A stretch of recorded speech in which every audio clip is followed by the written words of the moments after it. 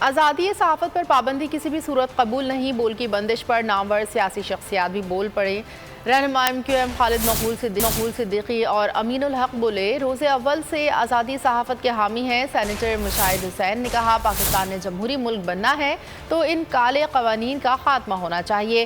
جماعت اسلامی کے سینیٹر مشتاق بولے اختلافی آوازوں کو برداشت نہ کرنا فیشزم ہے۔ مرتضی وہاب کا کہنا تھا سب کو آزادی رائے کا حق ہے، بول کو بولنے دیں۔ چیئرمین سنی اتحاد کونسل صاحبزادہ حامد رضا نے کہا کہ بول نیوز کو حق اور سچ کی آواز اٹھانے کی سزا دی گئی۔ سابق MNA مولانا شجاع الملک، PTI MNA ظہیر عباس کھوکر نے بھی بول کی بندش فوری ختم کرنے کا مطالبہ کر دیا۔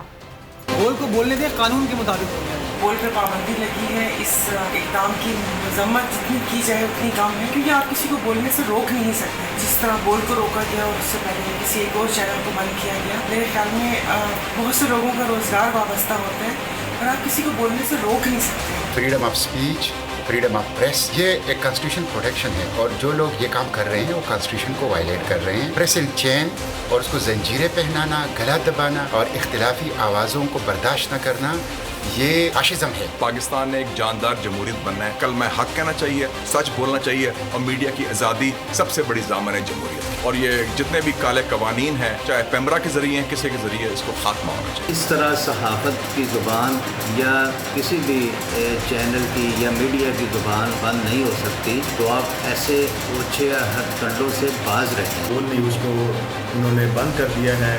ہم پرزور یہ اپیل کرتے ہیں کہ اس طرح کی کارروائیوں سے کچھ نہیں بنے گا۔ جو صحافی حضرات یا جو چینلز جو ہیں ان کو بند کرنے کا سلسلہ شروع کیا گیا ہے، اس کو فوری طور پر روکا جائے۔ جس بدماشی کے ساتھ انہوں نے حکومت سنبھالا اور جمہوریت کو ڈیریل کر دیا، اسی طرح وہ میڈیا کو بھی ڈیریل کرنا چاہتے ہیں اور تمام میڈیا کو لگام دینا چاہتے ہیں۔ اور میرے خیال میں اس قوم کے لیے سب سے مشکل جو ہے وہ یہی کام جو ہے وہ ہوگا کہ وہ میڈیا کو پابند کرے یا اس کے آزادی کو جو ہے وہ سلب کرے، تو میرے خیال میں یہ سب سے بڑا نقصان ہوگا۔